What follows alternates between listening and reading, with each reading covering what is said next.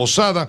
Él es profesor investigador de la Facultad de Ciencias Políticas y Sociales de la Universidad Nacional Autónoma de México, experto en estos temas de seguridad, a quien le agradezco de antemano su disposición con la audiencia de Grupo Fórmula para comentar todo esto. Javier, doctor, ¿cómo estás? Muy buena tarde. ¿Qué tal? Muy buenas tardes, Pepe. Muchas gracias siempre por la oportunidad de participar en tus espacios. Muchas gracias, pues constantemente estamos dando cuenta de los hechos delictivos provocados por el crimen organizado.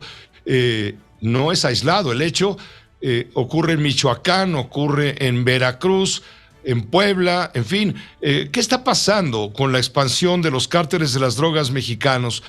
¿Son tan peligrosos como para considerarlos cárteles terroristas? Te lo digo porque la comunidad de inteligencia de Estados Unidos, que como tú bien sabes, está integrado por un gran número de agencias, pasa de 15, 16 agencias, ellos están observando justamente con gran preocupación. Somos su patio trasero, somos la parte de atrás de su casa. Están preocupados por cómo están operando estos cárteles, que son tremendamente influyentes en lo que se refiere, por ejemplo, incluso a poder intervenir en las decisiones de carácter político, en muchos casos determinando cuáles son las autoridades, sobre todo municipales, que más les convienen a ellos respecto a sus intereses. Javier, ¿cómo debemos de plantearnos esta circunstancia? ¿De veras los cárteles mexicanos deben ser considerados, como dicen en Estados Unidos, grupos con conducta terrorista? Bueno, mira, Pepe, desde hace por lo menos un par de años, al menos en el último de la gestión de Donald Trump, ya hubo la propuesta formal de crear una fiscalía que atendiera los problemas del terrorismo de origen islámico, el pandillerismo centroamericano, es decir, las maras, y dos organizaciones conceptualizadas como narcoterroristas, que todavía no es formal o todavía no es legal en Estados Unidos, que es el grupo de los hijos de Joaquín Guzmán y Nueva Generación.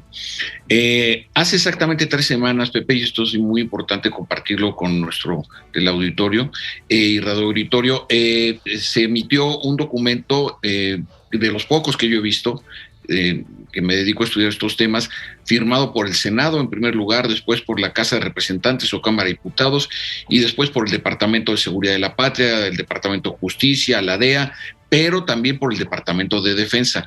Este se llamó el reporte completo y final sobre el tráfico de opioides sintéticos. 2 veces, de manera explícita, en un documento de 148 páginas, se señala que el gobierno mexicano debe implicarse más en las tareas de combate para hacerle frente al tráfico y a la producción, desde luego, de las dosis de fentanilo a menudeo.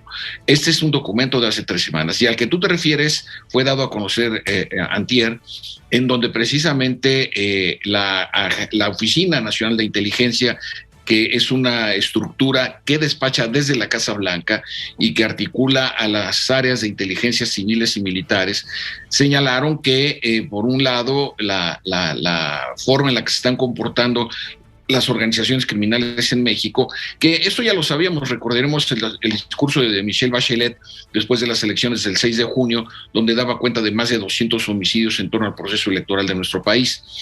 Pero además, otra cosa, Pepe, para hacerlo todavía más delicado, hoy hora local de Bélgica, en Bruselas, el Parlamento Europeo aprobó por prácticamente mayoría unánime, solamente hubo 2 votos en contra, 36 abstenciones y 672 votos a favor de de emitirle al gobierno mexicano la exigencia de que procure las mejores condiciones de seguridad para el ejercicio del periodismo y de los defensores de los derechos humanos. Porque, Pepe, en el documento que se va a dar a conocer seguramente en los medios mañana, estoy tomándome la libertad de dar la primicia en tu espacio, seguramente mañana, cuando se dé a conocer el tema fuerte, me parece, del contenido general del exhorto que hace el Parlamento Europeo, es que México es el lugar más peligroso para ejercer el periodismo en todo el mundo, excepto donde haya un conflicto armado, ya sea regular o irregular. Es decir, un periodista corre más peligro que mexicano que en cualquier parte del mundo, a excepción de que esté en la guerra de Ucrania, una cosa así.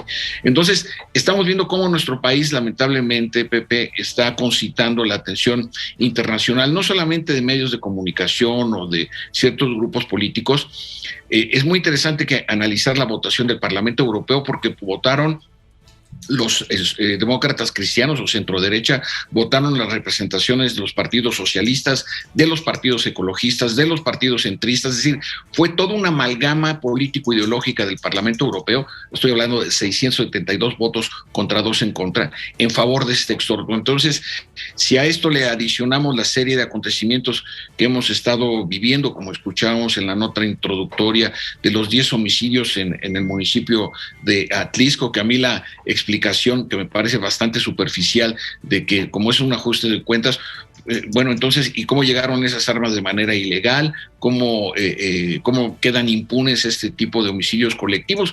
Que nos recuerda al de San José Gracia en Michoacán. Y otro tipo de acontecimientos que pues me parece ponen en evidencia esta forma desafiante en la que actúan las organizaciones criminales, y que hay un importante sector dentro de los círculos de poder en los Estados Unidos que están empujando para que las organizaciones criminales mexicanas sean calificadas en ese sentido, lo cual a mí me parece un error. Te voy a comentar algo, algo que no va a gustar en Palacio Nacional, y me refiero, ante esta evidencia, ante estos hechos que tú estás ahora detalladamente describiendo, que nos ponen los pelos de punta, pues no nos queda sino llegar a la conclusión de que este está resultando un Estado fallido, no de ahora, no de López Obrador para acá, no, desde antes.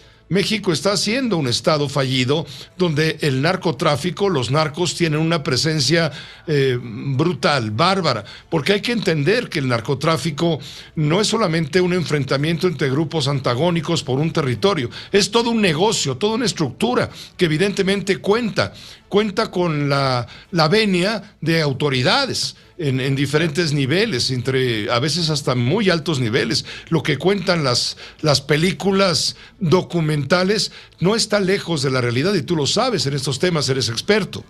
Gracias, Pepe. Bueno, lo más avanzado que hay en legislación internacional son los protocolos de Palermo, así se les conoce, en donde una de las características para que pueda persistir y reproducirse el crimen organizado es la protección del poder político local. Es decir, sin esta condición, y está sentado en ese documento avalado por las Naciones Unidas, nada más ni nada menos que en Palermo, la capital de Sicilia, uno de los lugares lamentablemente de origen de lo que conocemos como crimen organizado. Pero también por el otro lado, estas condiciones bajo las cuales nuestro país ha ido haciéndole frente a esta pendiente, también esto denota la falta de preparación, la falta de programas específicos de quienes hoy gobiernan los estados de la República y que ganaron en su momento las elecciones, en particular las 17 gobernaturas que se pusieron en juego el año pasado, el 6 de junio, concurrentes a las elecciones federales. Vemos cómo Zacatecas, Colima, Guerrero, Sonora, entre otros estados de la República, se están viendo, Michoacán desde luego, seriamente sacudidos por lo que a mí me parece es una falta de visión. No puede llegarse a improvisar, como estamos viendo que sucede en Zacatecas, en donde las declaraciones del gobernador bastante desafortunadas, encomendándose a Dios.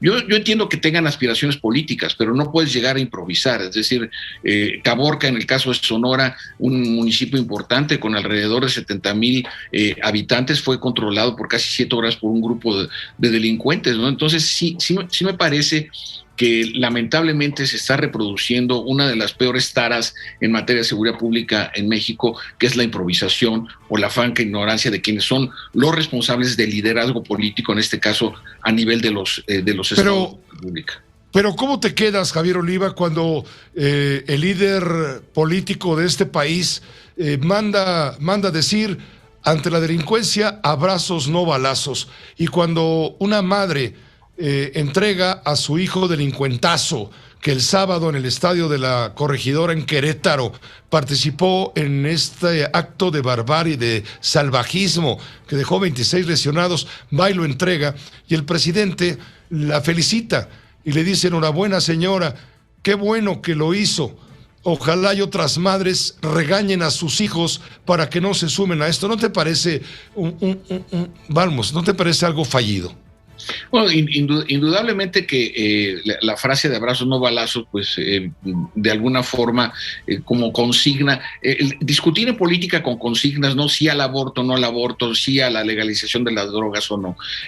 Lo que ahorra en mal momento son las reflexiones de fondo. Si lo que quiere decir el presidente con abrazos y no balazos son políticas de prevención, de disuasión, de inversión en equipo de seguridad pública, entonces estaríamos hablando de otra dimensión. Hay que decir que el partido oficialista Morena, Pepe, suprimió 1/3 de los recursos para seguridad pública etiquetados para los municipios, y 208 municipios para este año se quedaron sin un solo peso para gastar en seguridad pública. Entonces, no solamente son capacidades del crimen organizado, sino también tiene que ver con presupuestos, tiene que ver con leyes y con concurrencia del compromiso, en este caso del Poder Legislativo, para poderle hacer frente. Por eso, desde mi punto de vista, hay políticas y programas, pero una visión de conjunto me parece que no está presente y que lamentablemente, como tú muy bien apuntas, no es algo de que se adolezca en este sexenio, sino de sexenios anteriores, donde, insisto, la improvisación de funcionarios, entre otros aspectos, la falta de objetivos claros y precisos, medibles, pues por ejemplo, en este sexenio ya no se dio a conocer o no se hizo el programa especial para la seguridad nacional, que debió de haberse publicado en el Diario Oficial de la Federación el último día de abril del año pasado, ¿no? Por primera vez en un sexenio, desde que se crea este programa especial de seguridad nacional, no se confeccionó.